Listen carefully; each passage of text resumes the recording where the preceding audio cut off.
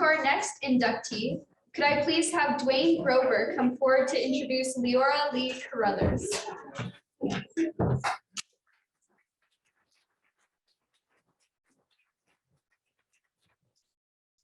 Good evening. So I have the pleasure this evening to introduce Leora Carouthers. The girls did a wonderful speech on Sally. I'm going to tell you a story. So once upon a time, there was a lady that lived on a ranch, and her youngest child became old enough that she had to have something for her to do. And they were very involved in the horses, so they thought they would try out the horse project in the local club. They said, you know, go try it out. What could be the harm? They started and then had to go on a little sabbatical out to BC. But when they returned, the club had grown immensely and was about 60 kids and 7 projects, and we needed a lot of help. And we come back and walked right in and took on any project that was directed towards her, particularly anything to do with keeping track of everything at the achievement days or the regional shows, that type of thing. She was really excelled at that. The one thing, you know how 4-H has meetings and meetings and meetings, well, and everybody's like, shoddy out of the meetings. Well, if we needed somebody to go to the district meeting, we needed somebody to go to the regional meeting, we needed somebody to go to the horse council, we needed somebody to go to the provincial council. I thought about it after, and we've been doing this for like 25 years. And I was like, I'm not sure if the word meeting triggers her arm and it's just a reflex. I certainly hope that she enjoyed all the meetings because she went to a pile on our behalf. Actually, she really enjoyed them, and a thirst for knowledge. She, when the club was so big and we needed to keep challenging the kids and we needed to come up with new things, that meant we had to go on, right? We had to go to district meetings, we had to go to regional meetings, we had to go to the horse council, we had to go to conferences. So what could be the harm in coming to Edmonton to a conference, a camp? Like, just come, you'll learn a couple things, it'll be fine. The first day, I meet her at the end of the day. So how was that? Well, I went to the public speaking workshop and I had to stand on a chair and talk to a cucumber. But when a few hours later, her and her comrades, not me, but her other comrades, were dancing on those chairs at that hall. We were coming out of our shell and moving onward. But it was at these events that Lee met up with a bunch of people that would become her second family for years. So she was involved in a lot of the things that throughout the years as a key leader for the district. She was on several, she was the secretary and the treasurer and all of those things that go on and on that you'd put into your diary, but that's not what we're here to talk about. Some of the things that she did use all those skills for were regional fun day. We have a regional fun day in our region where we have 100 to 200 kids come. They work a bunch of different sessions.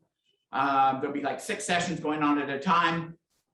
She stepped up to the plate to become the chairman of that, to organize all those rooms and all the supplies, and work with Janet for hours and hours and hours getting ready for that, and come out at the end of the day smiling somehow.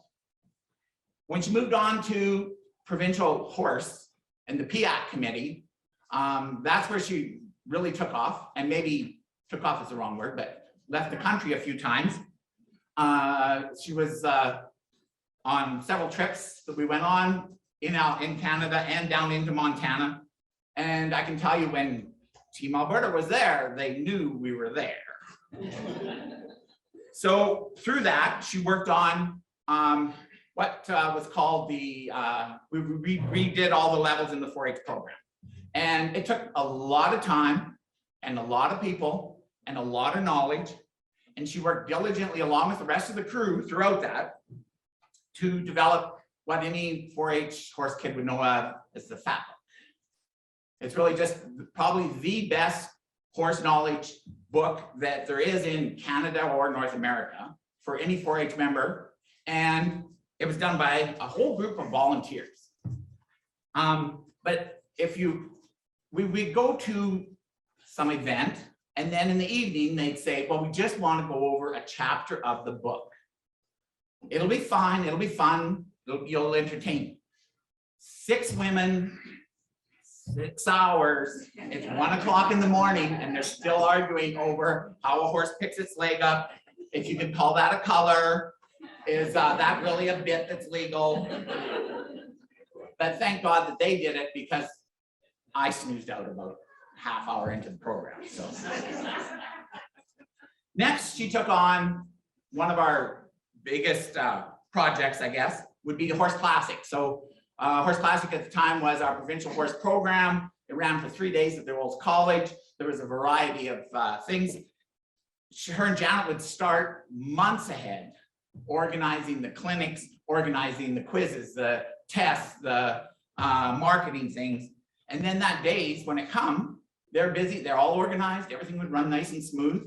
But what we didn't know is each night, as the rest of us were putting our feeties up or enjoying the dance or whatever, they're out tiptoeing around the Olds College in the dark, breaking into buildings so that they can put up their classroom stuff for the next day. A few discussions with a few security guards, but everyone certainly did appreciate all the work that they did. So that's a few of the activities that she was involved with.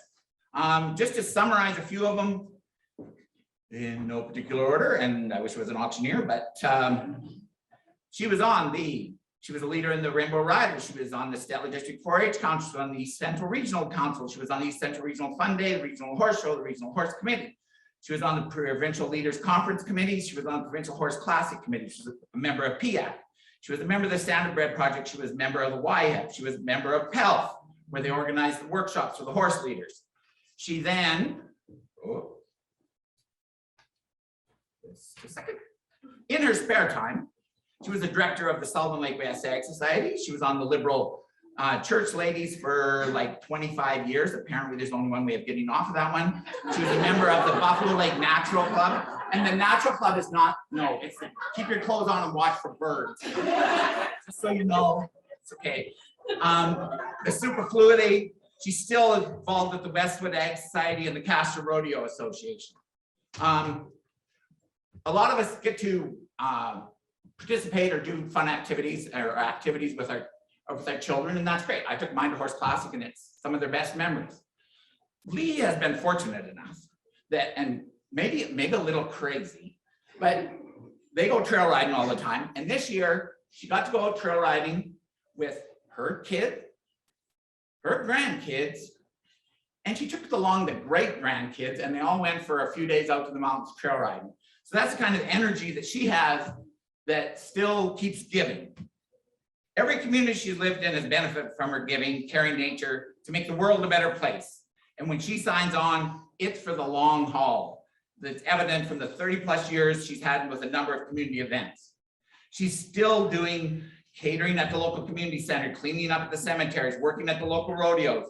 When an event needs committed people to make it happen, Lee still remains as the first person to call. To describe Lee would be to say she volunteers from the heart and leads by example. As I started this with Once Upon a Time, you think that I would say everybody lived happily ever after. But this is just one chapter and it continues. But lucky for our community, Lee's volunteering continues so that we will have many more chapters of her dedication to all of our community. And for that reason, I'm very grateful to be a part of this evening as we welcome and congratulate Lee Carouthers on her induction into the Alberta 4-H Hall of Fame.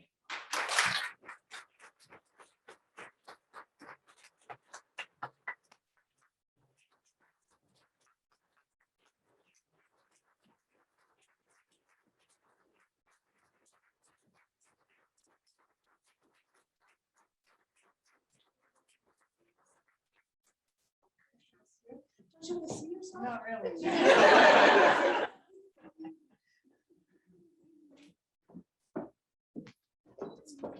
Congratulations. Thank you. Just for a wife, right? Yeah. Me too.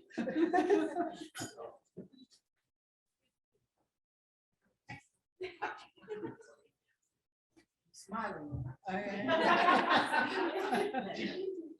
Is that good?